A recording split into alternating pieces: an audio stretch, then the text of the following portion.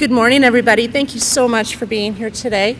I am Michelle Andal. I'm the president and CEO of the Bellevue Chamber of Commerce, and it's my pleasure to welcome all of you to the 2022 Mayoral Forum. It's not a Canada debate. We just had one. So I just wanted to thank you all for being here. I know it's bright and early and there are a lot of events going on today, but it means a lot to have your support. And it's really an amazing opportunity to have 7 of our metro area mayors here today to kind of tell you about all the exciting things that are happening in our community. And we are very happy that we were able to bring this back again. You know, during COVID, we were not able to have this event. Last year was our first year doing this again, and we could tell by the response that this is just something that we would like to keep going. As most of you are aware, in September, we announced one of our own rebranding campaigns. We have a lot of big news coming from our cities, but we wanted to tell you, as a chamber, we too have some exciting news. While serving during the last year and kind of seeing some of the financial growth and things going on in our community, and realizing that we, as a chamber, are a little bit more than just a chamber that focuses on commerce. We are a chamber that's completely engaged and do collaborative efforts with our community, whether it's with our schools, Offutt Air Force Base, our nonprofits, and of course all of our amazing business members. We decided that we wanted our branding and our image to kind of reflect what we do. And so we are excited to share with you our new branding. We are now the Bellevue Chamber of Commerce and Community. We changed our name, and our new tagline is Welcome to Well Connected, because our biggest thing is making sure that all of our members are able to have great collaborations and do great things together. So thank you so much for everything you all do to help us as a chamber. Today we have the pleasure of hearing from 7 mayors that serve from the cities and in the cities in and around the Sarpy County. And as Sarpy County grows, as Sarpy County and the wider metro area continue to grow, these mayors have been very busy leading change in their cities. So today's event was also made possible due to the support of some dedicated companies. So we'd like to thank our key sponsors. Our presenting sponsors today, and you can either rise or raise your hand when we announce you. Our presenting sponsors are Black Hills Energy, Nebraska Title Company, and Zeiss & Company. So thank you.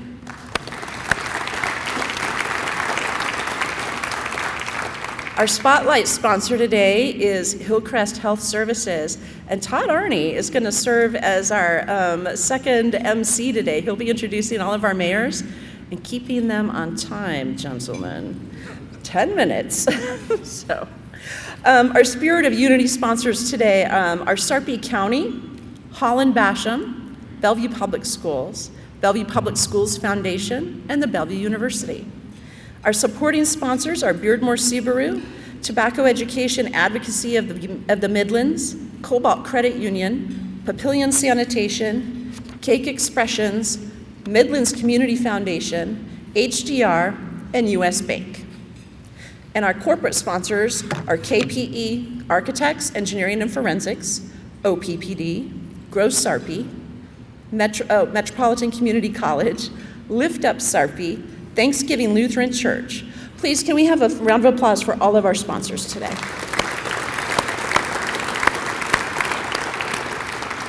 And I do want to tell you, we truly appreciate that everybody comes together to do this. We do know there are a lot of things, we all know, a ton of events going on at this time of year. So the fact that you're here at 7:30 in the morning to come out and support this event and to listen to our mayors, it means a lot to everyone. So thank you so much.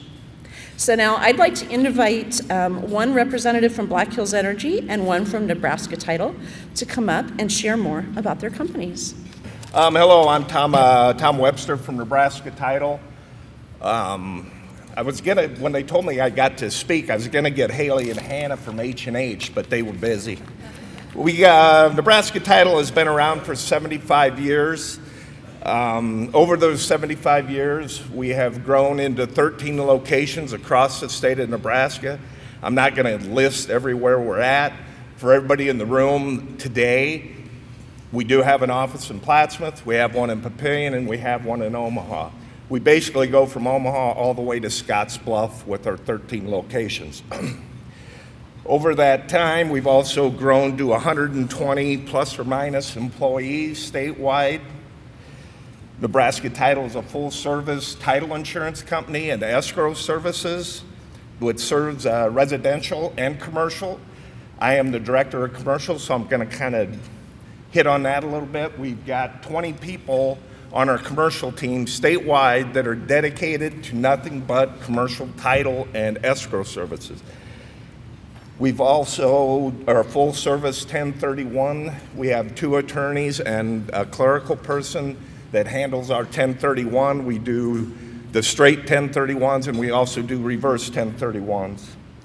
We have a staff that handles a construction disbursement department, which basically works with home builder or lenders that are doing home loans for construction and also commercial construction.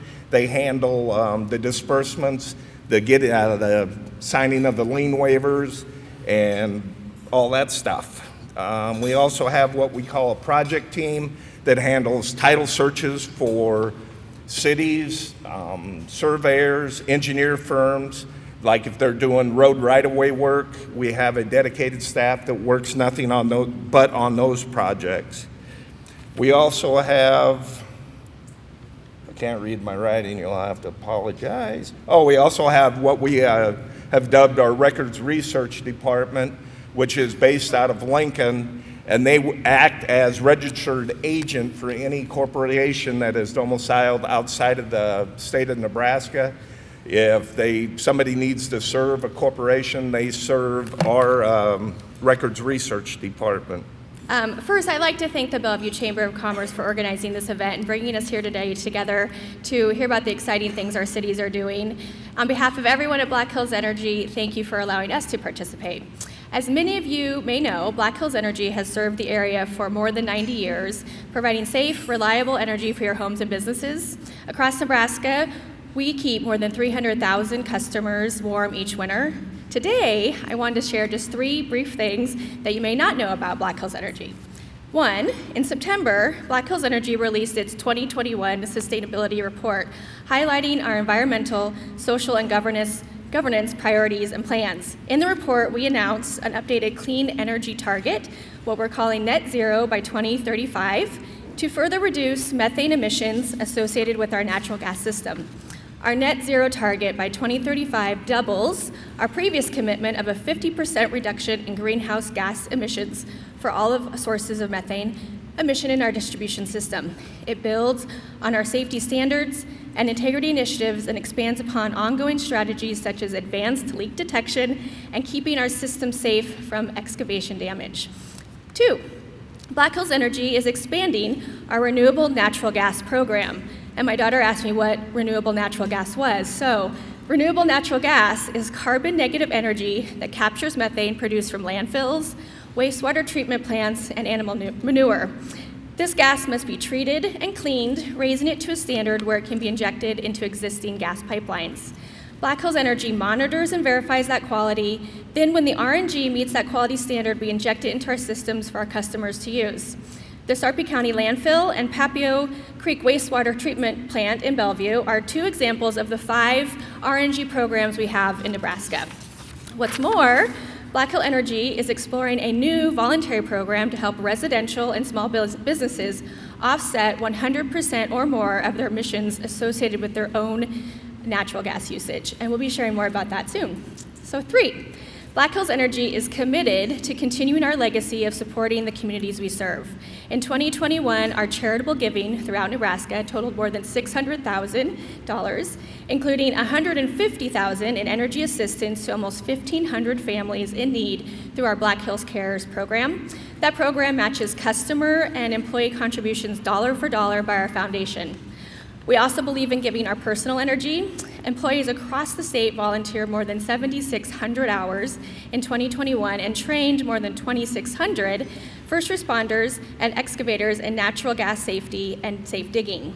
Finally, more than 250 trees were planted in partnership with the Arbor Day Foundation. By planting the right tree in the right place with their energy-saving tree program, these trees will grow to absorb more than 650 pounds of carbon, which I think is pretty fantastic. So, everything from our sustainability programs to our community impact efforts were created and fostered with the communities and individuals we serve in mind. As our communities continue to thrive, thanks in partnership with the city leaders in this room who work so tirelessly to make that happen, Black Hills Energy is honored to stand with you, ready to provide safe and reliable natural gas today and years to come. So thank you for having us here today, and to the mayors, not only for being here, but for everything they do to serve our communities. It's a pleasure to work so closely with you. Thanks so much. I'd now like to welcome Todd Arney of Hillcrest Home Services to the podium to introduce each of the mayors today during the forum.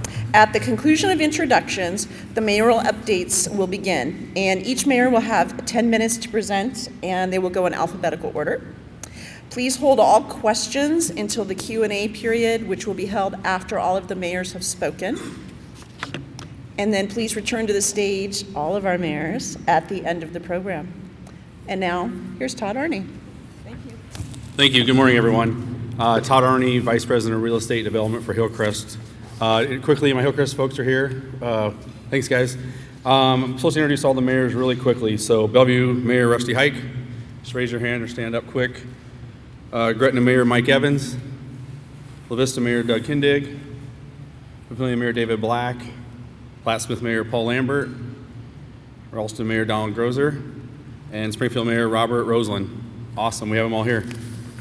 Okay, so I was given like 2-page bios on every mayor, and they asked me to really shorten these up. So first we're gonna start with Mayor Hike from Bellevue. Mayor Rusty Hike's father was born in Bellevue in 1925. Mayor Hike started his real estate brokerage just in the same location that he did in 2013. His wife Joanna and him were married in 1997. They have daughter Jessica, sons Dylan and Dalton. Mayor Hike has had the fortune of serving on the Bellevue Planning Commission, Sarpy County Board of Commissioners, Metro Area Planning Agency, Nebraska Association of County Officials, Sarpy County Personnel Board. With that, I'd like to welcome Mayor Rusty Hike. Good morning. Thanks for coming out. Thank you, Bellevue Public Schools, for providing this awesome space. 21 years old, still looks brand new. Good job. Bellevue Chamber, thanks for putting this on. And Michelle, I'm glad it's not a debate because I would not want to run against these other 6 fellows down here. They are the best. We have a great relationship and love working with them. So let's get on to Bellevue. You're looking at our brand new logo. We just rolled this out. You know, we think it does a good job of representing Bellevue's strong, proactive, and patriotic spirit, as well as our community's worldwide influence, thanks in part to Offutt Air Force Base, Stratcom, multiple defense contractors, Bellevue University, Bellevue Medical Center, and the first-class public schools. And you could also reverse that. You know, Bellevue influences the world, but we are influenced by the world because of our people here in Bellevue. We have, our people are the best resources around. So thanks for the Bellevue Public Works for getting these flags out. They're on Mission, these banners out on Mission Avenue. And then all throughout the city at interchanges. So that's our new branding trademark, so we're excited about that. Bellevue's kind of splintered. We've got like 5, 6 different hubs. It's kind of hard to identify areas in Bellevue, so we're in the process of branding each of those districts. So for example, the Old Town area is the Frontier District, which that's obvious. You know, it's kind of the first frontier in the area. And the Boulevard District, we've decided on these 2 logos. We still have Southwest Bellevue, Northwest Bellevue. We're working on rolling those out as well. So we're just trying to identify Bellevue and give us a good brand and a good look and something that's identifiable. One of the big projects we're working on that you've heard about, it's the one where Bellevue purchased ground for about $4 million down on the Highway 34, Highway 75 interchange. Also put $20 million in from the state, and this is a $200 million office campus project expected to bring 500 high-paying IT-type jobs to the area. So that's going to kick off that interchange development down there with all the ancillary buildings around it. And then we're looking forward to some kind of groundbreaking probably in July of next year by the time all the government paperwork gets signed. So. Somewhere down in the area there, we're still working on the racetrack, Bellevue Downs Racetrack and Casino. That project's still moving forward. It's at the game racing, or I guess it's the Gaming Commission, Nebraska Gaming Commission. They have to do a study on it. Our developers have done studies, and they say it's going to come back fine. So we're looking potentially next year, probably about this time, where we can make some announcements on that, I hope, if everything goes right. So that is still well into play. The Bellevue Downs Racetrack and Casino, we also are going to marry that with a regional water park. We're in discussions with a national company. So that's a $60 million project itself. That's an indoor-outdoor facility with retracting roof. And there's some really cool details in that. I'll save those for a later date. But that could make a very good entertainment-type regional area when you start combining those things in that same area. So really excited about that. So back to the Frontier District, that's Old Town Bellevue. So I'm sure Old Town's probably never going to disappear. It'll probably be called the Frontier District and Old Town Bellevue. But we've got the new project we're excited about. It's 18,000 square feet of retail on the main floor. Mercury Builders is building that and developing that area. 53 apartments above. So if you have anybody that's interested, we've got a lot of interest. Probably up to maybe half of that space is being talked about now. In the spirit of cooperation, we're actually having Mayor Mike Evans at the Gretna Mayor. He's a commercial broker, specializes in these retail spaces, so he is the representative for Mercury Builders as well. So contact him if you have anybody that's interested. So a very exciting project, and I think that'll be a great catalyst for Bellevue.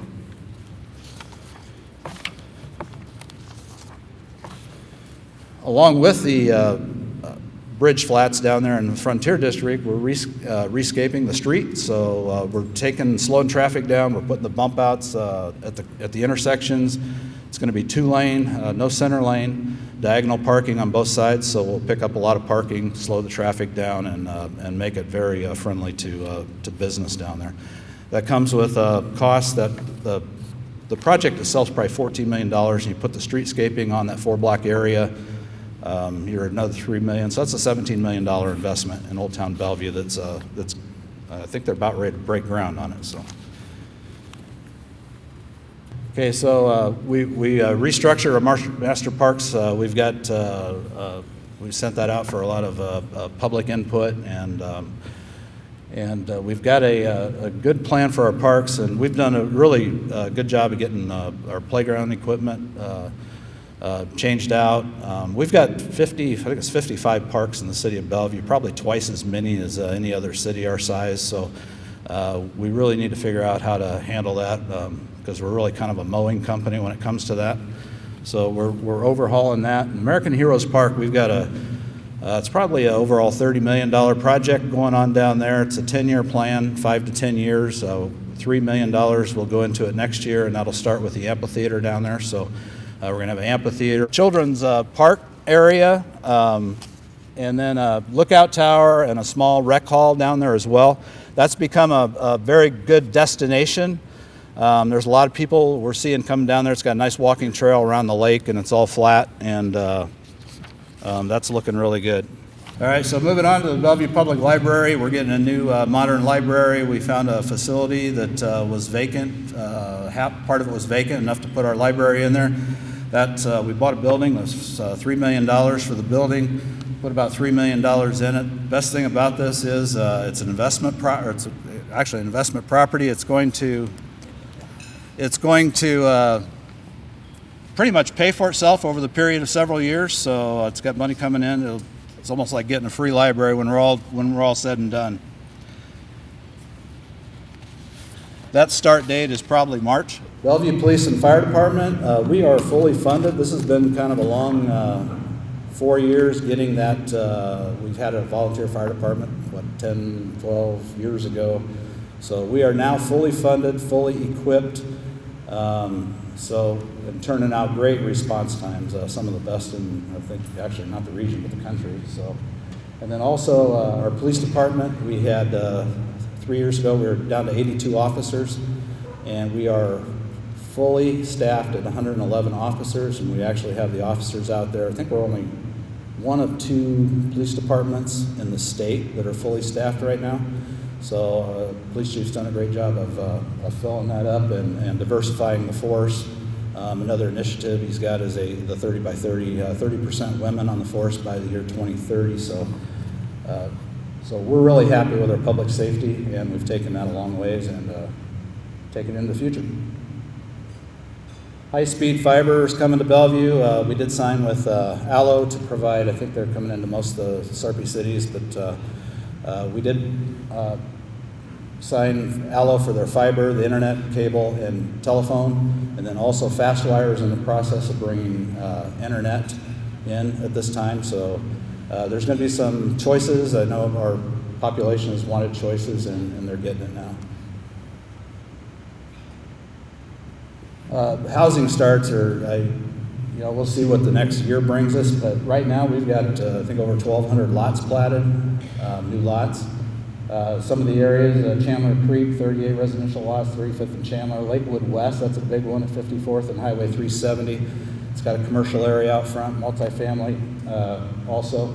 Redwood Development is putting 131 units in behind DJ's there on Cornhusker Road. That's a different concept. They rent out that whole subdivision. So all those houses are rented, but they are single-family homes. They own about 40,000 homes in the United States. Bell Point Apartments under construction at 36 in Lexington, 51 units there. Freedom Village, Hillcrest project, that's a good-looking project right there as you're coming into Bellevue off 370. Wolf Creek Apartments and the Ascend on 75 apartments. So Bellevue's future development, Highway 34, we've got a lot of investment. We're bringing water, sewer in there with the South Sarpy sewer system, or wastewater system, a little better word for it, I guess.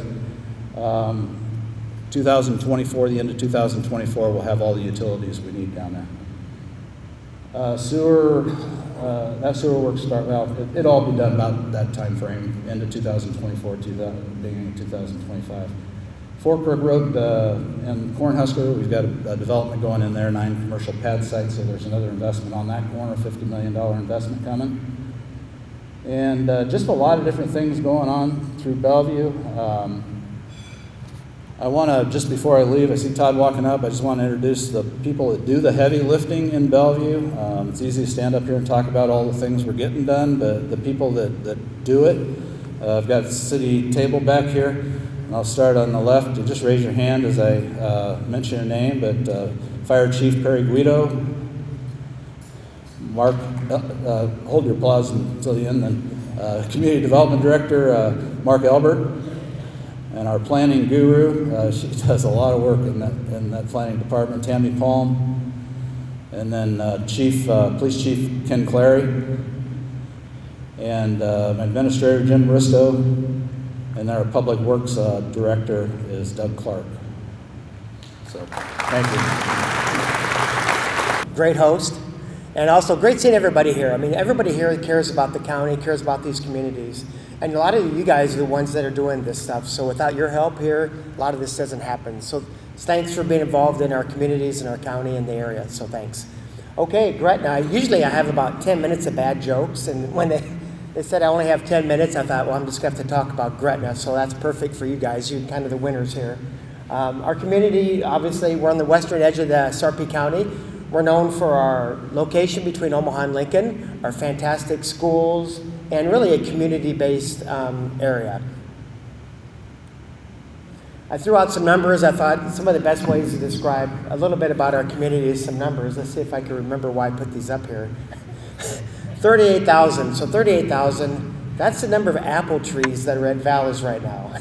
You think they're pumpkins, it's a lot of apples there, and we really appreciate it. It's probably one of the bigger tourism things in the metropolitan area. I think I figured out they probably have somewhere between 600,000 and 700,000 people visit in 6 weeks. So it's a great asset for our community. It's a family-based, so we really enjoy having them out there. Let's see, we'll get to 3,000. 156, Miss Dennison's our city administrator. We'll talk about her in a bit. That's how many lane miles we have. A year ago we had 88 lane miles. Now we have 156. But the 158 is the number of new businesses opened up in the area. So that's 158 businesses and that employ people that weren't here 13 months ago. So it's a really active area. The 400,000, that's the size of the outlet mall. So once again, another great contributor to our community. It brings in, I think, a couple million visitors every year to our county and to our community. So we're fortunate to have them there. And this is the green is Gretna. That's our planning jurisdiction. We go from Cracker Barrel down to the outlet mall and then basically up to 370. So while there's Gretna was 5,000 people just over a year ago, now we're close to 9,400. Everything north and around our areas are still SIDs, so they're not counted in our community, but there's a lot of people out there. I think our school district has 30,000 people in their district. Okay, once again, we're known for our school district. We've got some really nice golf courses too. And one just recently opened called the Lost Rail, just north of town, just in the county. So if you have an opportunity, I highly suggest you get out there. Great quality of life. We have our golf courses, shopping, a new $60 million park. I think we underestimate all the activities there are to do in Sarpy County. It's kind of undersold a little bit. We have some fantastic state parks in the area. We got a AAA baseball park, cloisters on the Platte, some really neat things in Sarpy County, so make sure you get out and enjoy those. So in 2021, we had 270 permits, and so far, I didn't even want to add those up, but they're in the over 1,000. I think it's 1,700 or 1,500 in this last year to date. So the community is really growing. And you obviously can see the evaluation. And we'll get to Mr. Todd here in a bit, but Hillcrest is going to be a big part of our community. A lot of growth. Some of the things that opened in the last year, we've had a Casey's, a Fairways, an REI, which has been a big hit. Stories Coffee is a fantastic little addition along the highway, and the Good Life. Some of the things that come, I talked about the fire museum. We always talk about the big glittery things, and some of that little small things that open up that add a lot of culture to our community. They're having a Gretna Fire Museum kind of toward downtown that they're opening up. It's a kind of a privately funded project. It's going to be a neat, you'll drive by it and you'll probably wonder what it is, but it's a really neat addition to the community. The one on the top is going to be Nebraska's largest Hy-Vee, at least for now, and they paused construction for a little bit, but they're full on right now, and we're excited to see more shopping out in Gretna. And Todd, do you recognize anything about the lower right? That's a new Hillcrest project. They're well underway. I think it's a two-phase, $90 million project. And it really brings a great addition to our community with all the families we have coming out to Gretna because of the schools and the activities.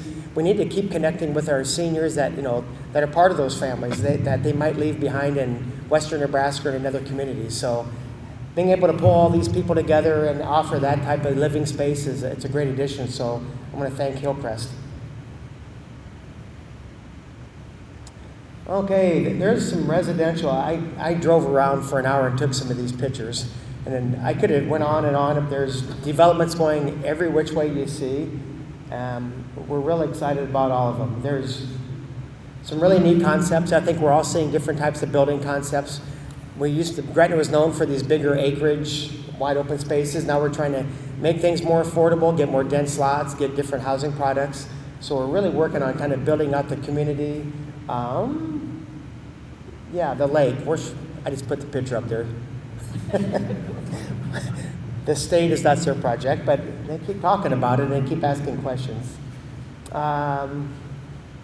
Once again, our new high school. So we were known as Dragons. In a year, we're going to be Dragons, and we'll add another mythical character.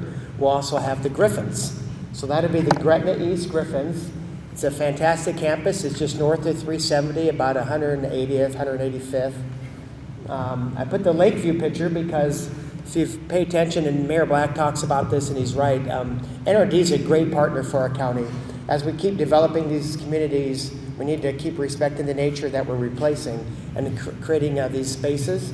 So NRD is putting a new lake, and NRD is, I think, number 4. But it's 4, and it's going to be a 17-acre lake.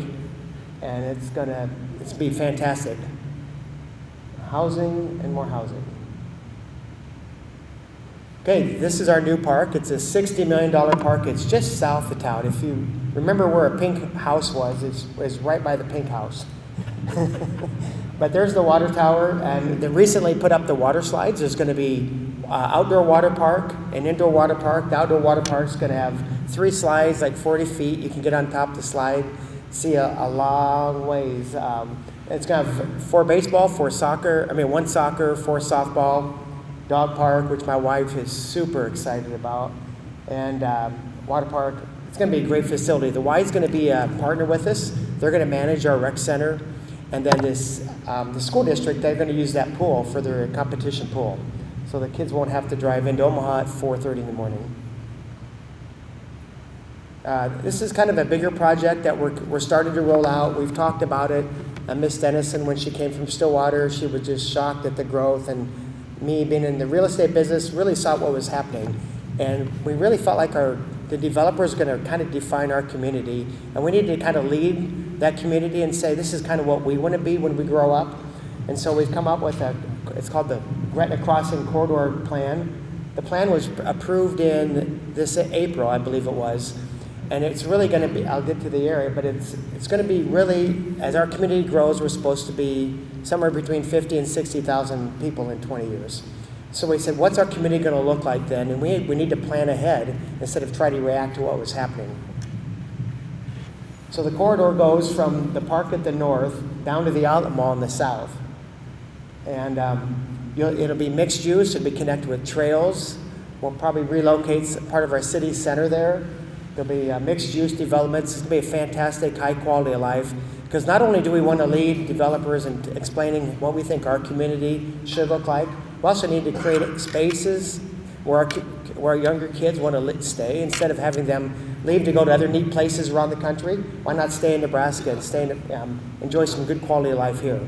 So we're building a really great community. Miss Dennison, without you, we couldn't do it. So thanks for moving up to Nebraska.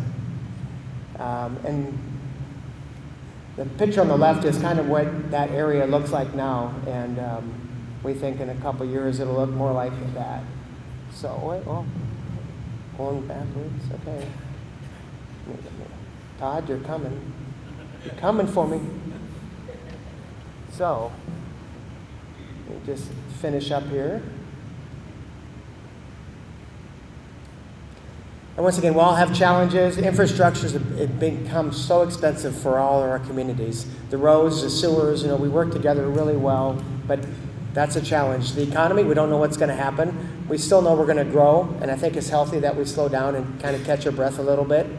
But we're really excited about the plans of working on affordable living. It's so important. So we've lost projects in Sarpy County and the Metro because we just don't have the employees. And we need to be able to have different living spaces so we can keep attracting more people to work at these opportunities. And the great thing about these guys here in the front and everybody in the county is how well we work together. While we still compete, Mayor Black often reminds me, we still compete, and every community is by competing, we make ourselves better. And the great thing about the Metro, I go to a lot of communities in the Midwest, and the Metro is such a well-balanced area, and every community here adds a little fabric to our story. And it's great having these little communities that add a little bit something different to the Metro. So it's been great being involved with you guys. And thank you for your time, and thank you guys. Thanks.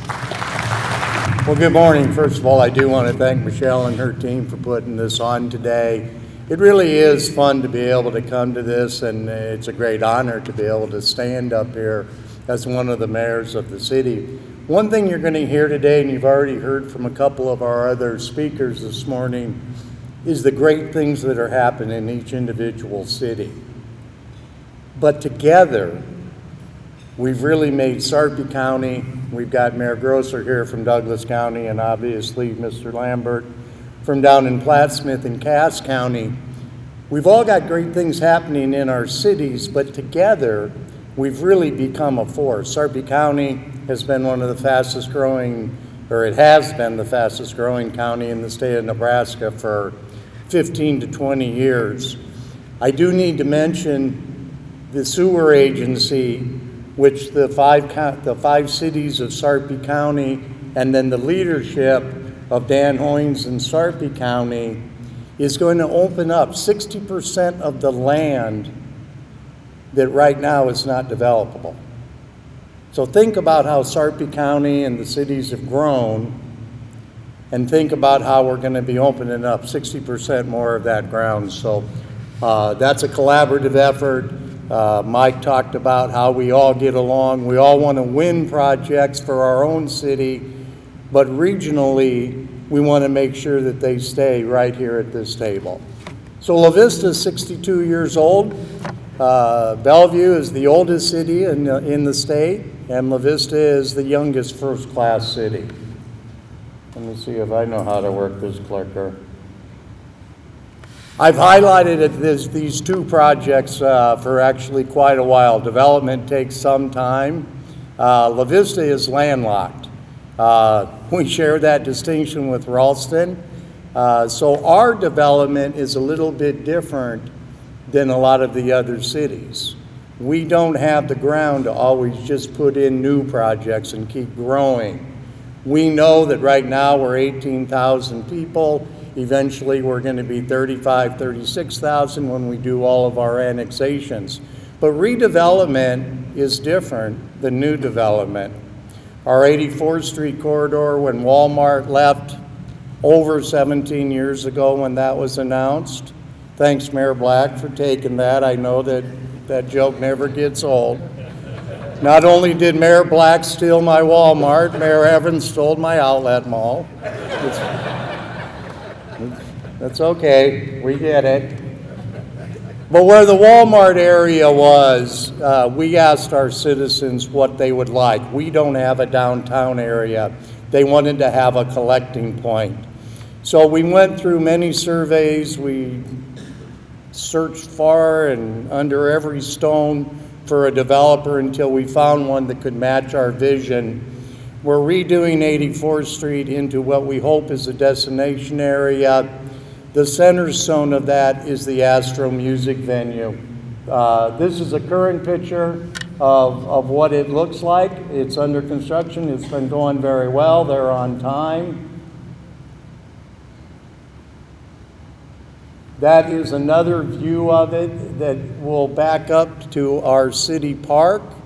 The investment that the city made is our redevelopment of the city park, along with a parking garage and a lot of infrastructure on there. Eventually, there's just another picture of actually the parking garage going up right now.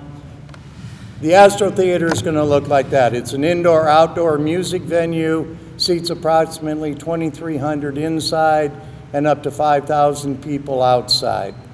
The number of restaurants, bars, other entertainment venues that will come with that is really why we've made this investment. They hope to have their first concert by August of next year. So things are starting to become a reality.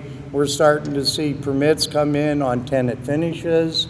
We fully expect at least 7 new restaurants that have announced now.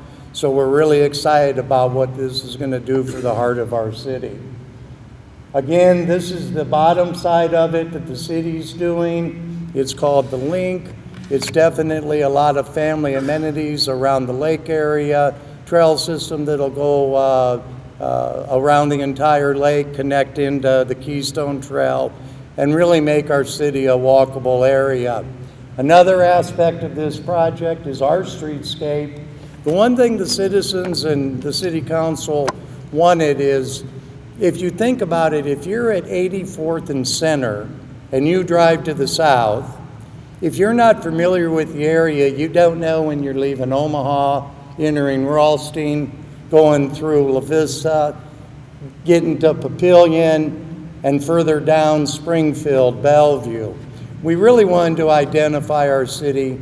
We think with streetscape, we think with our iconic features that are going to be on 84th Street, signage, those type of things. We wanted to be able to identify La Vista in that way. The other big project that we've got is the Nebraska Multi-Sports Complex. This is a private development. that the city partnered in by doing a $3 million grant. And I'll get to why we did that in just a little bit. This is also becoming a reality. These are 12 multi-use, all-season turf lighted fields. They are starting to play now, as I'm going to show in just a little bit. Phase 2 of this, which they're planning now, is a year-round field house. So we all know that there's a shortage for youth athletics, youth and adult athletics. We think this will fill a great need. And I think this is supposed to be a video. Can you help me, Michelle? We'll give her a minute here. They actually started hosting some practices and games here just in the last month. This has been a project that's been in the works for 6 years. Everyone that knows me knows I'm not a patient individual, but 6 years in the development world is actually a pretty short period of time.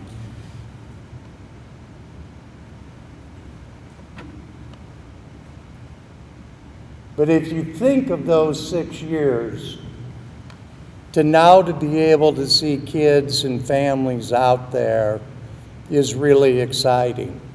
And the one reason that we partnered in this project is because of the capability of this project to be able to bring people into our hotels, eat in our restaurants, shop in our area, along with the entire region.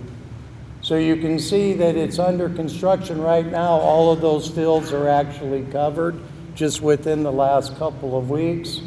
So we expect thousands of people to be coming in.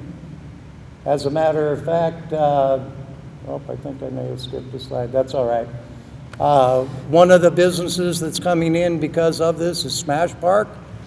I would call it kind of a Dave & Buster's on steroids. They do a lot of outdoor activities,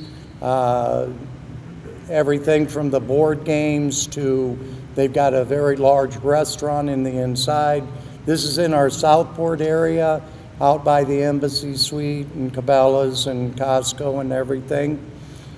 Because of the sports complex, we think that we have 3 more hotels coming out to that area. That's exciting. This will be an entertainment feature that all of those hotels will be able to use. We've also got some other development going on out there. We've got to have another coffee shop. Between that and car washes, there's pretty much one on every corner now. Why are we doing it? Why did we invest the money? Between the Astro Music venue and the sports complex, we expect 500,000 visitors to our city. Remember I said we're a city of 18,000. That's got a huge impact on our city. We're landlocked, I mentioned that. We cannot rely on property taxes the rest of our existence. By bringing in hotels, by bringing in new restaurants, we can expand our tax base, and it doesn't have to all be paid for by La Vista citizens. It's kind of how we've planned our city and we're going forward. Increased expenditures is part of this. We have to increase staff to be able to accommodate all of these new projects. And again, we can't just do it off of property tax. Interesting graph here. The graph on the left, that's what our hotel occupancy was pre-COVID. You can tell where COVID was, and thank goodness it's pretty much returned to normal. So we think that 3 more hotels we can accommodate. We do a national survey. It's kind of the report card of what our citizens think we're doing. We've got another one coming up, really another way for us to be transparent and learn from our citizens. We are running 2 ballot initiatives this upcoming election. One is to increase our restaurant tax, which we think will be paid for by 90% of people that don't live in the city. The other is our half-cent sales tax we already have. It's sunsetting, and so we have to take that back to the voters. And I'll finish up this, major concerns. Obviously, if the referendums fail, we have to look for other revenue sources. It could mean delaying projects, slowing them down, that type of thing. Obviously, the increased prices and interest rates. Everybody in this room is probably having staffing issues. And then we always do wonder what's going to happen down in Lincoln or on a federal level that could affect us. The 5 cities of Sarpy County have a group that's called the United Cities of Sarpy County. It's our legislative body. Joe Cohout is our lobbyist. He keeps us abreast of everything going in Lincoln. So even though we're all individuals, we work very well on all levels as a unit. Again, thank you for having me this morning. I hope everyone has a great day. Thank you very much. I got this picture up here because it really defines what Papillion's dealing with, and it's always top of mind of every decision we make. It's a picture of our downtown area. Doug mentioned you go down 84th Street from Omaha to Ralston through La Vista and into Papillion. If you don't know the area, you're just going down 84th Street in a metro area. But then all of a sudden you get to the top of a hill by St. Columbic and you stop and look down, and you're looking down on Papillion's 1870s railroad town, our core. And that really identifies what makes Papillion special. And so I keep this picture top of mind in every decision we make. And if we ever lose this picture, we lost the soul of Papillion. And so literally as we grow and to our full growth, we're not going to lose this perspective. It influences a lot of what we do. Doug mentioned City Center. Gretna's got downtown. Springfield's got downtown. Bellevue's revitalizing Old Town. This is just a critical picture for all of us. And that managing the growth, we're all talking about that, but at the same time, how do we preserve community and preserve small town feel? That's the summary theme of everything we do. I put this picture up because Papillion's a little unique in the fact that Bellevue has a huge advantage over all of us because of Highway 34, I-29, and Highway 75. That brings a lot of people in, and there's a lot of ways to leverage that. And Gretna doesn't necessarily have that benefit. Gretna has Highway 6 and I-80, and that brings a lot of people in, and you can get to a lot of places, and Bellevue can't leverage that. We're equidistant between all of those, so we actually get the benefit of both. So we have a huge interest in Bellevue being successful and in Gretna, Springfield, and La Vista being successful because we get the bleed over of all of that. So again, if you go back 14 years ago and further, I think it's statewide, Sarpy was seen as a dysfunctional county. The cities fought, the cities and the county fought, but that really started to change about 15 years ago. And I'll give Mayor Kindig most of the credit. He mentioned the United Cities of Sarpy County, which is a formal organization of all 5 cities. That's what began, I think, putting us on a healthy path of cooperation, and it's just been accelerated since then. And that idea used to be, I think, every town wanted to win, and it was at the cost of the other city. The last 14 years, I think every one of us believes, every one of us wants to win, and we're going to fight to win our own city, but if we lose, we want to lose to our neighbor. And I just put that picture up because the 2 blue circles show that reference of those 2 interchanges, I-80 and then the I-29. The white line in the middle, if you're not familiar with it, that's the county's master plan, and the white line is Platteview Road corridor. And if you think of Sarpy County, if you think about it from the Omaha perspective, a lot of times we're kind of a stepchild. We're way down there from the Omaha Metro, and Harrison's a real line. And so sometimes it's kind of weird, how does Sarpy fit into the Omaha Metro area? But a 1-hour drive time from about 84th and 370 or Warner Park, somewhere in there on that 370 corridor, a 1-hour drive time covers 100% of Omaha and Lincoln, airport to Tecama to Tecumseh. And with Highway 34, that even gets into Glenwood, Iowa. And if you're a national site selector looking at where you're going to relocate, that 1-hour drive time is their point of reference. So if you want access to the Omaha Metro and workforce development, your #1 issue, you also want the Lincoln workforce, you want to be in the southern part of the Omaha Metro to take advantage of Lincoln. And that's one of the reasons I think that Highway 370 corridor is seeing a huge growth. But the importance of the Platteview Road corridor, the white line, is that becomes the connection between I-80 and I-29. Those are the two major interstates in the United States, and we become the crossroads of those two. So from a manufacturing logistics, where do you want to be located? You want to be located here because you can disperse out then to all areas of the United States, all coasts and all borders within about a day, day and a half, and you can't do that from a lot of other places. And I got a picture later on that builds upon that, but just a point of reference there. 2 slides just to give you a perspective of the development. You've seen a lot of dirt in pictures. You've seen a lot of building going up in pictures. This point of reference, the white line in the middle is Highway 370, and it's about 90th to I-80 is about what you're seeing in there. And the colored blocks are approved pending developments, ones that have actually made a public application or a planning commission. So if you drive down 370, you see a lot of dirt moving or building going up. And that's what those blocks are. What you can see there is there's not much farmland left for development. We're running out of development in Papillion. And this is the area that's north of the ridge line. So you hear a lot about the sewer infrastructure, the 2/3 of the county Doug mentioned. That opening that up is critical for us because there's not much more land for development for Papillion. So if that sewer doesn't go in, our development winds down in probably the next 8 to 10 years. This is the exact same picture, same corridor, except this is more from an industrial, commercial perspective. Every one of those dots is development that's going on right now, and the high concentration along the interstate, you hear a lot about the Highway 50 corridor, 370, the data centers. Every one of those is an individual project out there, so you can just get a sense of the concentration of the amount of development going on. I won't walk through them, but just to show how much development is going on.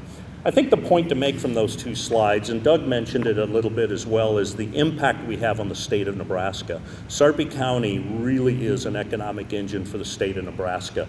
And Sarpy's success is the state's success. You can think how many jobs are being created, how much income tax is being created, how much sales tax is being created. The state has a vested interest in Sarpy being successful. And so Doug mentioned we're very watchful of the legislature because at any point in time, there's probably only 2 or 3 legislators that have ever been served on a city council or been a mayor. So the the state legislature really does not understand how cities operate. And all of the conversations about control the growth and stop cities from growing, you will stifle everything every one of us is sharing. So we have a real vested interest, and this is just that industrial growth that benefits the state. 2 slides just to show a couple of unique things that are going on in Papillion. One is at 132nd and Lincoln, just north of Highway 370. If you haven't been out there, pop out there sometime. There's a lot of conversation statewide about something called missing middle.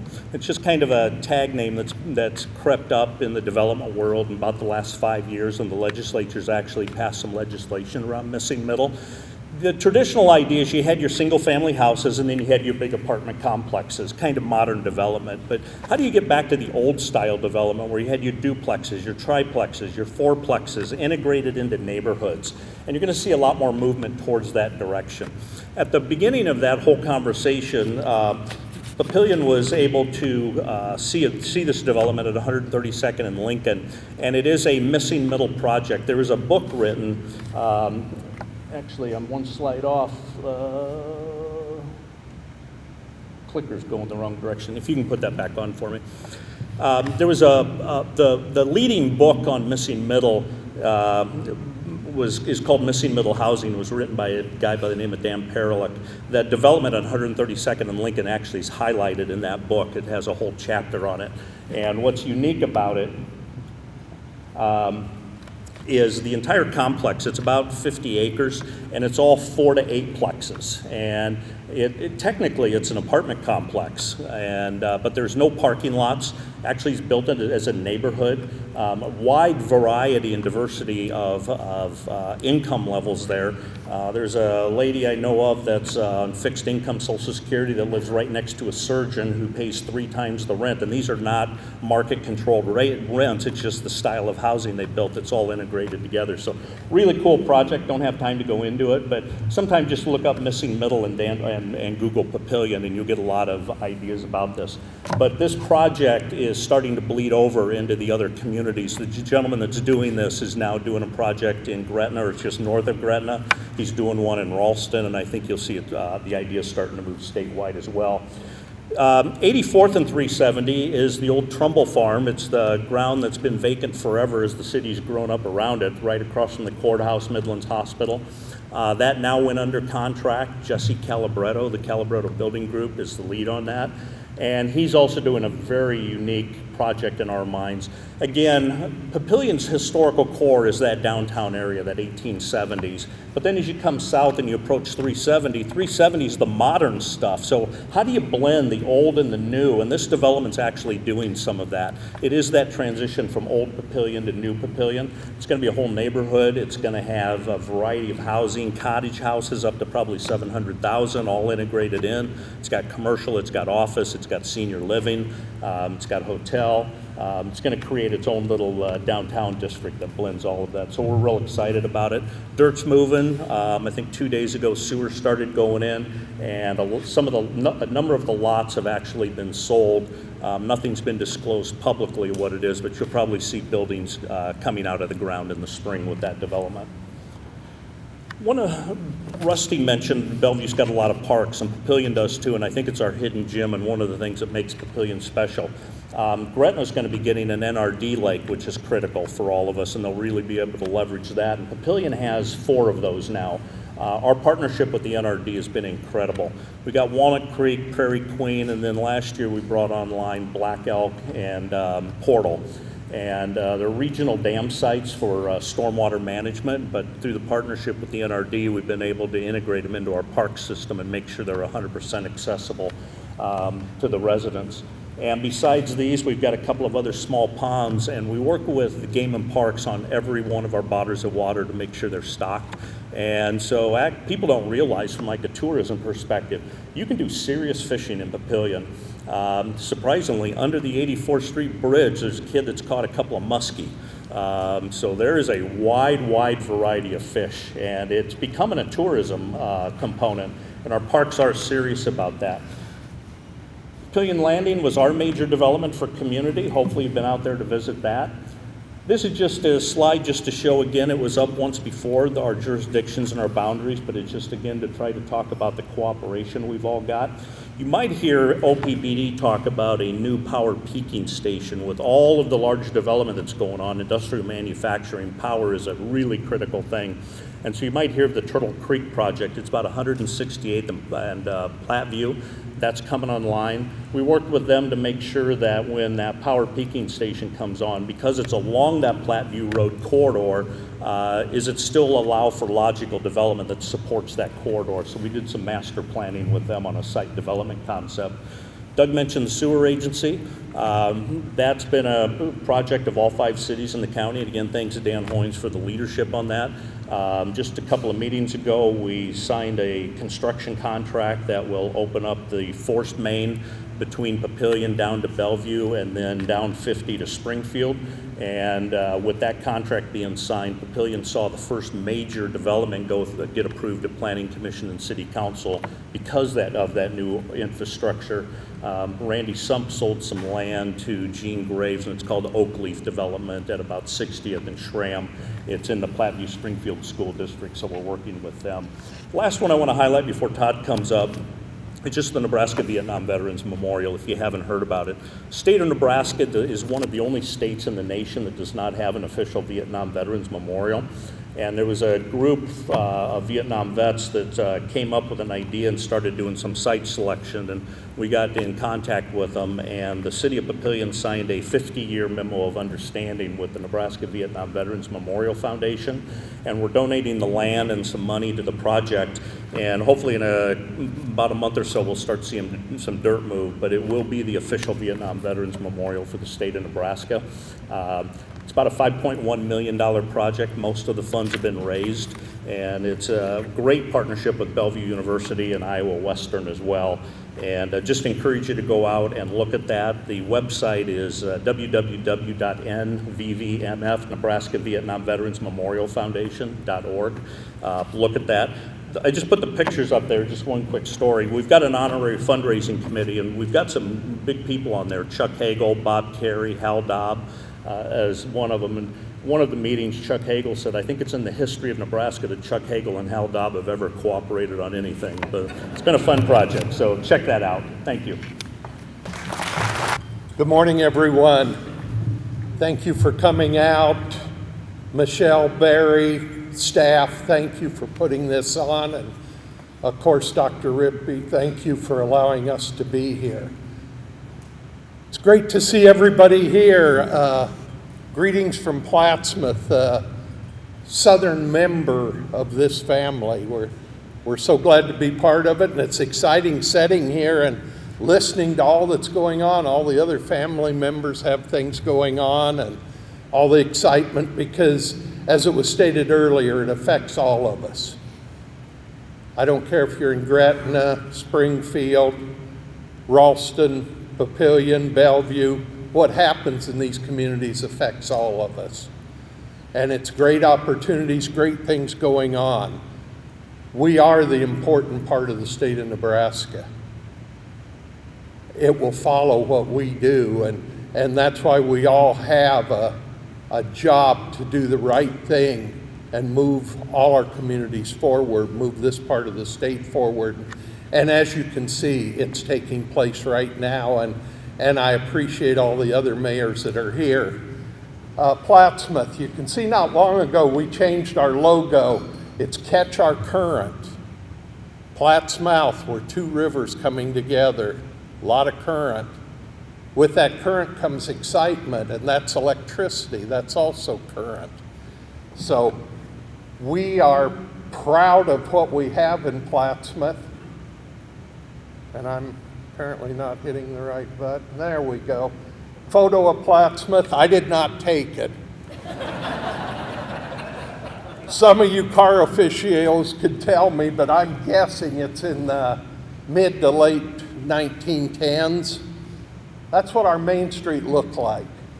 We have the Riley Hotel on the left. Across the street is the Fitzgerald Building, the clock tower for Cass County Courthouse. Plattsmouth is the county seat for Cass County. And the Riley Hotel burnt down in the 60s. The building across the street I want you to take note of, and notice the clock tower on the courthouse, because you'll notice that in other pictures. That is the Fitzgerald Building today. It's an apartment building. Plattsmouth, again, too, like Papillion, is a railroad community. The railroad built this for their workers. Until the mid-60s, Plattsmouth was a major railroad city. And many of you can't remember, before refrigeration, there were the wooden boxcars that they put big blocks of ice in the top of them. They were maintained here in Plattsmouth for Burlington. We were a town that ran around the railroad. There were 3 roundhouses in Plattsmouth where in the turn of the century, they built locomotives there, steam locomotives. But our heritage is strong railroad, but we were able to keep this building, and as you can see, looking down our main street, you can still see the clock tower for the courthouse. That's what the north side of our main street, the jewel of our community, looks like. This is the south side of Main Street. Businesses, 1880s buildings, and again in the lower left you can see the clock tower of the courthouse. So we are so proud of our Main Street. We have worked, along with Omaha, the two cities in Nebraska that were involved in the unfunded mandate, the sewer separation. We went through that about 2008 to 2012. Fortunately, we got it done, and of course it was not near as expensive as what Omaha's going through, but for a town of 6,500, it was a major task and took a lot of work for our community leaders in government and outside government to get the project done and get it moving forward, and we have completed it. So, in fact, next year one of the bonds is going to fall off. We'll get it paid off early, so we're very excited about that. 2019, many of you remember that. We had a lot of water that year. You can see it here. This is our wastewater plant. This line on the lower left is an 8-foot fence that's up on top of a dike. We had a lot of water. At one point it was 24 feet in 24 hours. The Missouri and the Platte went up that affected us. As I say, this is our wastewater plant. We lost it. We lost our water treatment plant also for a short period of time there. And we knew we needed to do something else.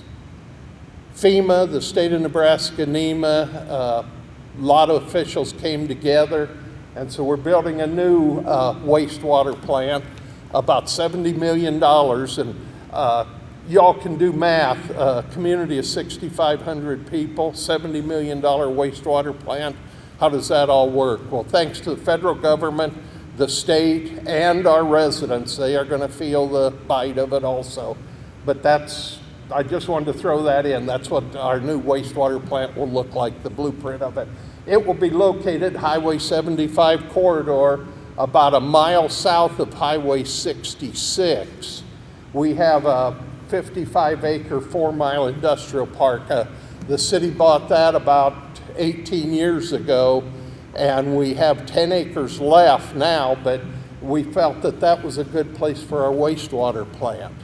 So we moved it out there because, as you all know, water, wastewater, major projects, you're looking down the road 60 to 100 years.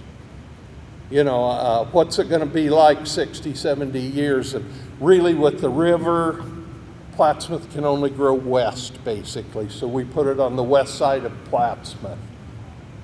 Out at the industrial park, this was groundbreaking for a major, what's going to be $15 to $20 million structure for Vireo Enterprises, a company that we have had a romance with the city of Plattsmouth for approximately 12 years. They did some work for the University of Nebraska Med Center. They needed a bay. They put a bay in here. We worked with them. They're out of Tennessee. Pretty soon it was 2 bays. It was 3 bays. It was build their own small building and keep a couple bays. Now they've invested $15 to $20 million in a new project in Plattsmouth. Currently semi-functioning. They've got about 60 employees. They will have 150 when we're done, full-time employees.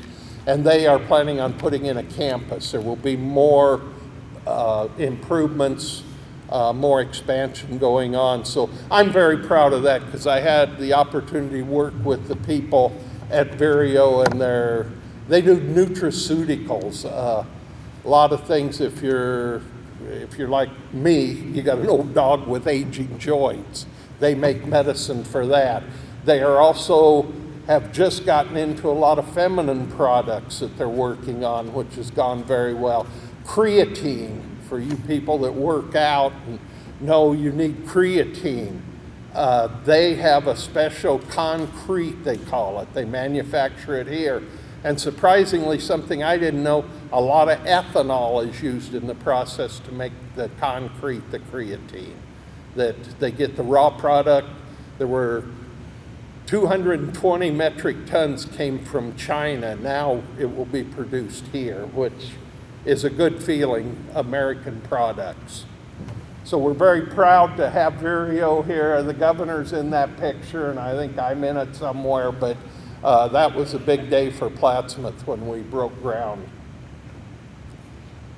And this I wanted to put this picture in. This is the road past Vireo to the new wastewater plant. They're moving dirt, things are going on. We hope in 2.5 years, we'll have a wastewater plant that is second to none as far as being updated. Something, and I'm glad my city administrator isn't here because she gets tired of hearing me tell the story. But instead of sludge and stuff coming out of the wastewater plant, you make reed beds. And the reeds actually absorb all that, and every 7 years you tear the reeds out, and you've actually got a very clean compost that can go on your yard, things like that. So we will be doing that, and it just, to me, that's a reed bed, and you don't have to find a place to take the sludge, do all that. We're going to be up to date on our wastewater treatment. This is a small company in Plattsmouth, New Age Manufacturing. And this is how it looks when you walk in their door. The first time I walked in the door, I saw this. I saw a big sticker, a big poster on the wall that was the International Space Station. And as we were talking to the owner, I said, wow, somebody here is interested in space. And he said, well, the reason I have that picture up there, that poster, is because some of the parts that we make are in the International Space Station. And that, just talking about this area and what we do, you know, it just amazed me. A part manufactured in Plattsmouth is in the International Space Station. This gentleman that owns this company, we started with him. He first worked, I think it's CRT machines. I don't understand all of it, but it's like electronic lathes, and they make little minute parts. But he worked for a company that did that, and he asked the owner, now could I rent one of your machines in the evening? He wanted to get going on his own. They let him do that. Well, then when he made the step out to get a building and get his own machine, which is $250,000 to $500,000, Plattsmouth stepped in to help him. Now we're looking at probably 20 qualified employees to run these machines working for him, and we're still in partnership with him to help him grow. And with the New Age, Vireo, that's where we have found success, just to be partners with these smaller companies, move forward, because as we all know, it would be nice to get a company. For us, it used to be 500 employees, whatever. Today, I don't want that. I couldn't get 500 people to work. There aren't that many people. We all know that. So I want a company with 20, 50, maybe 100 people in our area to move forward and grow, and eventually we'll be at that 500 if we work together on it. Plattsmouth High School, built in 1918, abandoned in the 80s by the school district, not used. Was a great place for vandals. Our police got people from out of town because they heard it was fun to come down to Plattsmouth and go through the old school. Right now we found a contractor, developer is renovating it, $12 to $15 million put into it. It will be 21 apartments. And Plattsmouth, we work hard for development, but we also have fun. The Harvest Festival, the first weekend after Labor Day weekend, we have a 3-day festival. The week after that, we have a show and shine. You see, we shut down Main Street, it's full of cars. This year we had in the neighborhood of 600 cars. We have a band, there's a beer garden, it's just a good festive time. But we're still small town, we enjoy things like this, but we're working hard to be a good member of the family here in Sarpy County, Cass County, Douglas County, to all work together, because if it's good for you, it's good for me. And we're all a team to get this done. And if you haven't been down to our Main Street, you don't have to wait till it's full of cars like this. They can be newer cars parked and families getting out of them. But come down, see what we've got, eat lunch in Plattsmouth, visit what we have to offer, A lot of opportunity, 1880s buildings, the old railroad town, which we're proud of, and our Main Street we're extremely proud of. And I'm proud to be here to talk to each and every one of you, and I thank you for being here with us. So thank you. Yeah, probably some of you weren't born in 1996 yet, but anyway, I've been the mayor for a long time. I walked in and Mayor Black said, "Well, Grandpa, good to see you."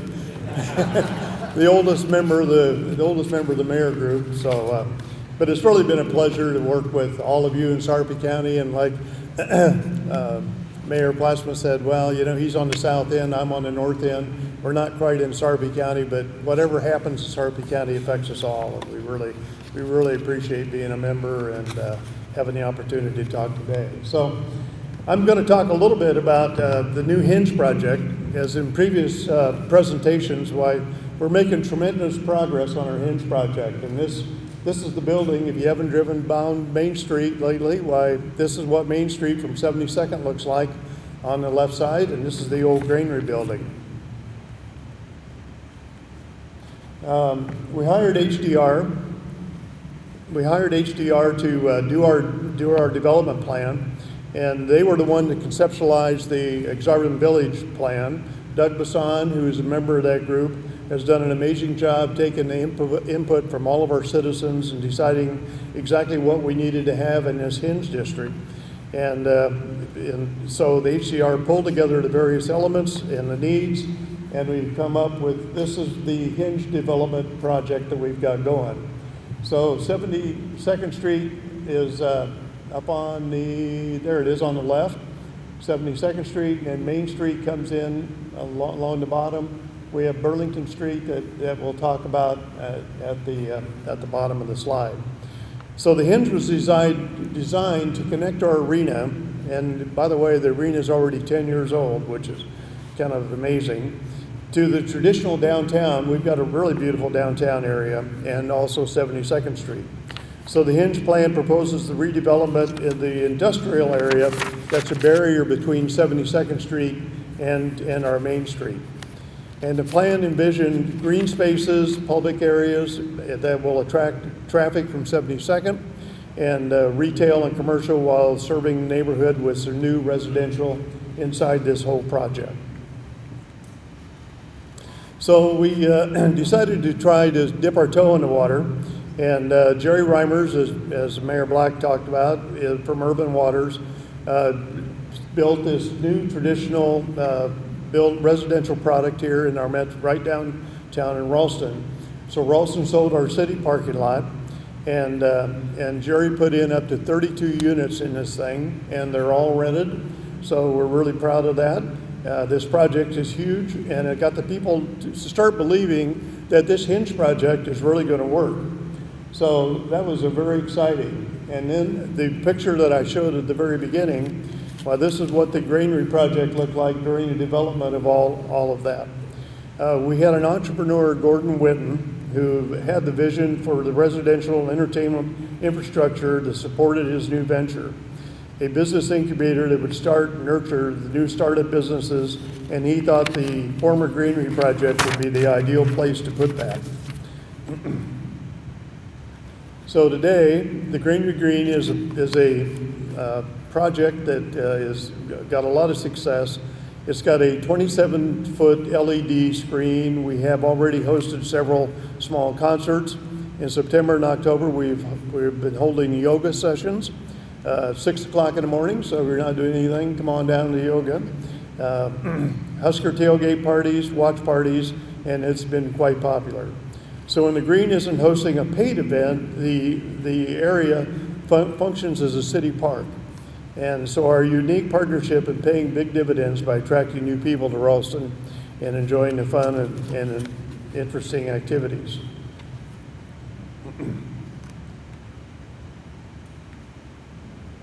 The venue at the Granary Green, it sits in front of the country music bar with a long history. Bushwhackers, who all has been to Bushwhackers? Oh, good, at least 80%. So write that down, Rick. We got a lot of people coming. But anyway, Bushwhackers has really changed, and this is area above Bushwhackers, and it's called the Venues, and we're having weddings, and it's a beautiful space. It was a big void. They took all the infrastructure, they didn't change anything, they just made it exactly like it is. So it used to be all grain bins and things like that, and exactly what we wanted. We wanted to maintain that old look of the greenery, so we still have that now. So we're really excited about this company.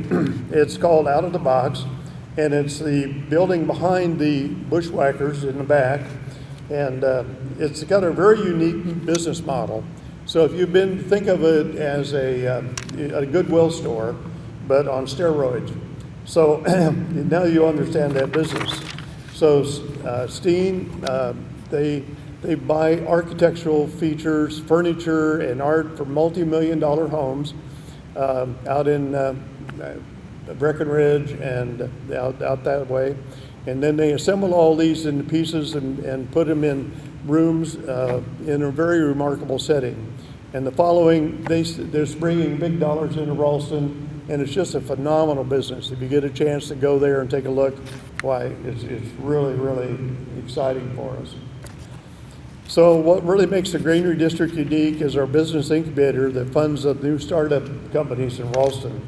IC Adventures have been tremendously successful, bringing 40 new professionals to live and work in our community.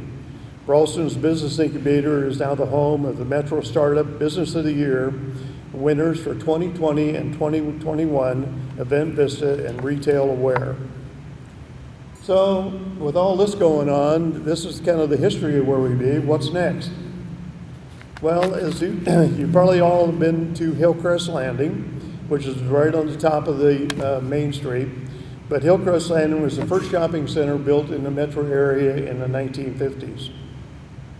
And is soon to be the site of a new $50 million residential development featuring a variety of home options across all income levels. And you will have traditional apartment units, and we'll also have some missing middle that Mayor Black talked about. And these options are row housing. So altogether, there's going to be 219 apartments and units in this hinge, which will be added to the hinge development. We're also one of the residential buildings, so Jerry has it in mind to build a 9 or 10-story residential building that would be the upper end condos. It's a 10-story building on Main Street, and this would be the Beacon in Ralston.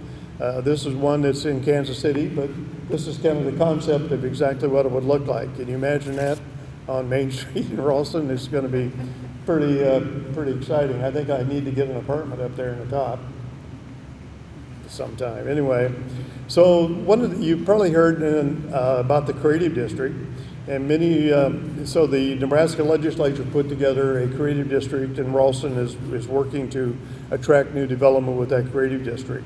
So our city council passed a resolution declaring the Hinge project, redevelopment project, as a creative district. And our first project is in the creative district is an art competition known as the Recycled Letters from our arena.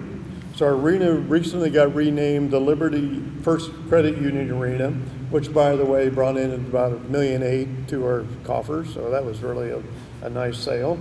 As a result, the 4-foot letters that spell out Ralston on the arena are no longer needed. So we put a call out to all the artists in the area to use the word Ralston to create a public art sculpture. The winning artist will have all expenses paid for the fabrication of that piece, and they will also receive a $3,000 prize. So if you know of anybody, a good artist or something that has some good conceptual ideas, well, we'd love to have some more ideas come in. So the piece is going to be a 72nd Main, and it will start the whole process and bring you into the Hinge area. A big part of the Hinge project is going to be the extension of Burlington Street. Burlington Street is a short little street that runs in front of Maria's, if you know where Maria's is at, and we want to take that all the way down to 72nd Street. This is going to open up our right now, all of our truck traffic that comes into Ralston has to come in through 72nd into Main and go down Main Street. Well, Main Street's going to be a really busy place with all these new apartments, all these new businesses and everything that's going on. So we're going to try to divert that to down to 72nd and move it south. But this part of the, thanks to Congressman Bacon, Burleson will receive a $2 million when the House appropriation bill passes, and that'll go a long way to create our Burlington Street project and everything that's going to $4.7 million bridge and everything. This is the Ralston Creek and the bicycle trail you see along there. When I became the mayor about years and years ago. But one of the things I did was go down to San Antonio and saw the riverfront. And I said, you know, we need a riverfront on the Ralston Creek. And my city attorney just, you know, he thought I was nuts. But anyway, a couple of weeks ago, he came over and he said, I think we ought to do something with the Ralston Creek, like really make it into something. And I said, yeah, I think that's a great idea. So we're really gonna start working on, that'll be part of the whole Hinge development.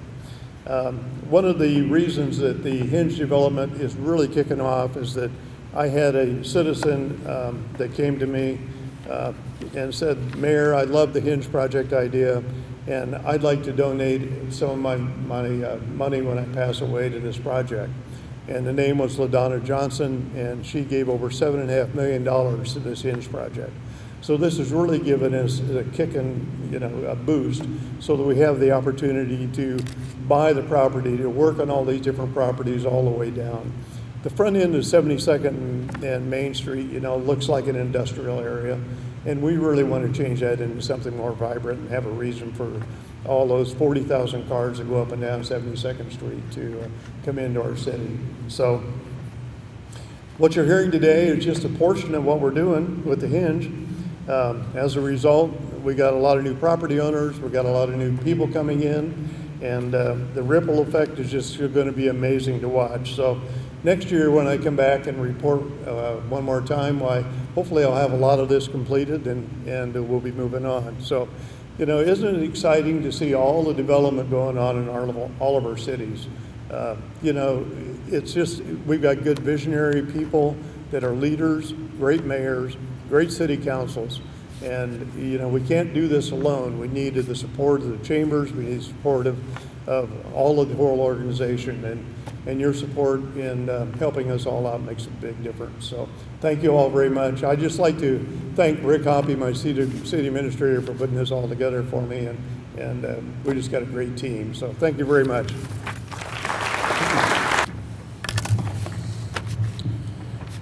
All right, they actually got me pictures this year, so I can keep focus a little bit. So, thank you, the Bellevue Chamber of Commerce, all the sponsors for having us up and letting us brag about our towns. And with Springfield, we're a small town with a big heart. We're a town of about 1,500, 2,000 with our own annex. What's Springfield up? I'll go through some development, capital projects, and community engagement. These are some of our big projects that have been going on, is with Meta and Springfield Commerce. Have you seen Facebook has moved on and moved to the south? And they've been a great partner, like Mayor Black knows, and they've come to the aid of our school during COVID and supplied laptops. And now when I go in here a little later, I'll show you, I don't have pictures of it, but what they did for our new elementary. Springfield Commerce has been a great partner. They have put 2 warehouses in. One's Auto Force distribution, and the other one will be Midland's Garage Door. And now they're setting their sights on building 2 more warehouses. But in the front of them, I might be jumping ahead, I better get the pictures. But we'll go through downtown Springfield and South 1st Street Light Industrial. They first come to town, built, and they've been a wonderful partner with our schools, I know all through Sarpy County. The city annexed the first phase in 2021, which doubled the size of our town. And the second phase, which we'll call, is their next 2 buildings they're going to be building in our area. So you're going to see a lot more building going on out there. In Springfield Commerce, what they did, they're on the southwest corner of Platteview and Highway 50. They changed their lots in front from their 9-acre to like 3.5-acre lots so we can get more on that frontage road, more like doctor offices, maybe a restaurant, some other things. In downtown Springfield, we're a bedroom community, which I never like to admit, but we have seen like Harvest Chiropractic and Wellness, Springfield Drug, it's soda fountain. Keith finally retired at 73 years old, but he's keeping the soda fountain open. Blind Pig and Bar, Peace Salon, Springfield Artworks, Leading Trip Family Dentist, Sweet Rice Thai Food. Have you ever seen that lime green truck that runs around, food truck? Well, they were based out of Springfield, and now with the closing of the Wicked Hen Cafe, they're actually going to start their first restaurant in Springfield, and we're very excited to have them there. Robin's Nest, if you haven't seen her Quonset painted in that blue robin egg, she has amazing stuff in there, repurposed furniture to everything. Remain's another one. They took the corner of the old auto parts store, which they've got some amazing things. Got to talk to the owner the other night, and we're really excited to have them in our town. Now, South First Street, it's a smaller development where our old feedlot was. Well, we finally got that moved out of town. What are we going to do with it? And Dan Williams came in, had a plan, and we started putting up buildings there. It's where the fire department is, Nolte Repair. Redberry is a cybersecurity business. They do a lot with the government. Titanium Fire Sprinklers, you'll see their trucks all over town. And Forge Woodworking. This guy started a business taking old barnwood and repurposing it into furniture. Really neat stuff he has. Residential development, expansion of single-family and multi-family developments as sewer infrastructure becomes available. Like what we talked about with this sewer, it is critical to Springfield. I mean, we are out of sewer right now, so development, we're out of houses. I had a home builder come in, buy the last lots in Springfield Pines, and so until we get this in and start that second phase of Springfield Pines, it's going to be a tough run for us. But adjacent to residential growth, we're looking to grow where you see 132nd and Platteview. We want to go east and north of there. That's where our residential is going to sprout out to. And then south of town, south of Flug, we're looking more of your acreages, and that east of town is going to be that industrial, or west of town of 50 is our industrial area. And with Springfield Pines 2, the next development that'll go in, we're looking for that multifamily, apartments to elderly living. Hillcrest just kind of throwing something out there at you. And then we're looking at maybe, we had some ideas because there's a little, on the corner there of 132nd and Platteview, maybe doing some townhouses, get the cost of the housing down, because like everyone knows, affordable housing is just tough to come around to. New prized possession is our Springfield Elementary. Our school board has done a wonderful job. They got this passed, which we had bonds shot down before. They got this one passed, and they didn't increase their levy. But brand new state-of-the-art building, K through 6th grade, 3 classrooms, levels dedicated for art, music, band, the hall program, beautiful library, media space, full-size gym, tons of quiet areas for 1-on-1 groups. And the beautiful thing, we just did the ribbon cutting on it the other day, and Medic comes up with these boards, and they look like oversized big screens, but they're actually computers, touch screens. and they can do either lessons on it, games, and other sort of things. And they ended up, I think it was like around 70 of them they gave to all of our schools with a price tag, I think $150,000 donation to Springfield.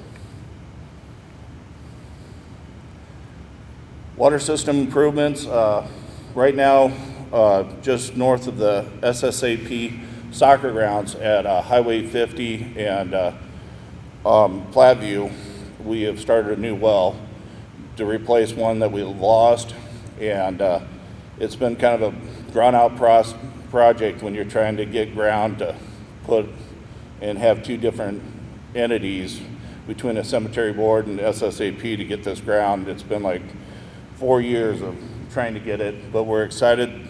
It's already going right now. And with that, once that's completed, we start moving on because the next will be a water tower we'll be looking at. Then we'll have park updates, utility, and pavement management. The water main too is, we're gonna extend it so we can end some of our dead ends. So it'll go down Highway 50 to connect from Park Drive to Main Street. Project adds capacity to the city existing water, and future projects will include construction of a new water tower. City Park, this is one of our older parks, and we've done a lot of upgrades, and this was a combination with our Platteview Community Schools. They kind of invest half and half with us because they utilize those for the softball and Buffalo for boys baseball. But we installed a new restroom facility, shade structures, new scoreboard at the softball, the LED lights, which have just made an incredible improvement. And then we finally replaced the old cracked up basketball court, got it poured. They just installed the new nets just the other day. Future projects, we are looking at paving more so we have more parking because parking's a little tight up at that ball field, and then batting cages. Plus one, I'll let you in on it, I'm working on pickleball courts up there because we got the room. Buffalo Park, it has been amazing with our Legion, the work they've done to keep that place. And besides the splash pad, disc golf, the LED lights, paved parking, the trees, this is a beautiful park. We've got a trail that walks all the way around it. It's great exercise for people, you know, to get out and go. And the disc golf, I can't believe that has been very hectic at times. Future projects, we are looking at a new restroom, the same one we installed at Springfield Park. And then our old pavilion, we're going to tear that down and expand it so we can have a better, for more people when they come out to the splash park, they can actually have more room to have lunches and whatnot. And then we're still playground and exercise equipment that we're thinking about installing around the walking path. Downtown Urban Park, this is one we've tried to do several projects and we've been able to do a few things. Still seating, stairs and modern handrail, then retaining wall with landscape. As you can see, that would be on the east end. This is at 2nd and Main. And then our flagpoles went in, so we have 3 flagpoles there with the state, the American flag, and our city flag. And then the new welcome sign just went in this year, and that was donated by the Dill family, Mayor Dill. And future projects, we do want to have pavilion, picnic tables, and some benches, but we do want to have some memorials like for our veterans and then for our volunteer fire department to have a brick walk so they're remembered. Springfield Creek and Trails and Recreational Area. This is the Mopac Trail, and if you haven't been through, it's beautiful through. We've actually put up some shade structures with picnic tables, and then we have these fact leaves, we call them. So when you're walking around, you can read and the different species, animal habitats, and we are working on some other additions with the habitat and trees.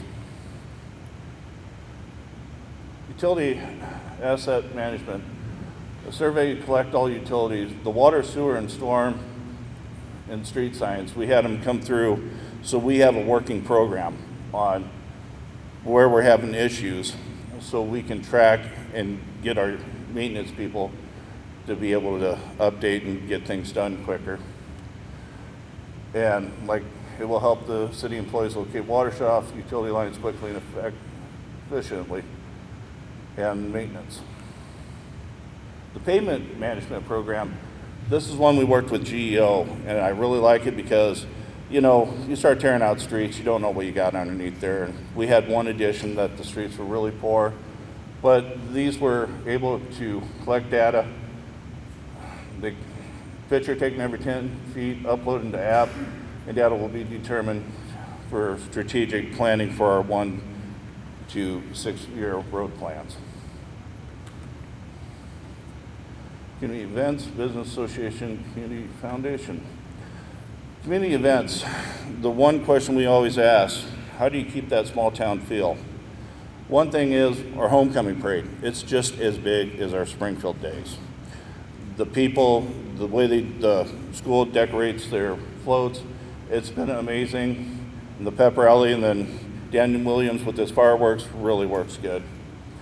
And then we started this a few years back, was the lighting of the Christmas tree. We used to have it out in the middle of Main Street. Now we have it in the urban park. And the soup supper, the business activities, fire pits, cookies, the carols, the lighting, it has just become an animal. And the people, we get about 18 floats coming through for that. And it's been something very special. Do the Trail, we have a couple of times a year where we just down by the fairgrounds have a family night. Bring your bicycles, get to meet the other people of the community, and gives a chance to have hot dog, chips, or a hamburger. And it's worked out really well. Beat the Heat, that's another function at our splash park that we have that's turned out and it's gotten bigger every year. This business association, they have really developed and done really well. The Discover Springfield brochures, the meet and mingle events we'll have at Soaring Wings or other places. They're great networking events. Then member stories, created a new app, and then the annual shop and hop. That's always a fun thing with all the stores we have through our downtown. And then welcome bags to new residents. And then our Springfield Community Foundation, which Tony Gay and Rick Iskey kind of came in, kind of remodeled and got some right people in there, and now they're really catching ground and really starting to get some things done, and been very happy. And I will let you get out of here and get off those seats because I was behind end was hurting. But like I said, thank you, Springfield, small town, big heart, and have a good day. Thank you.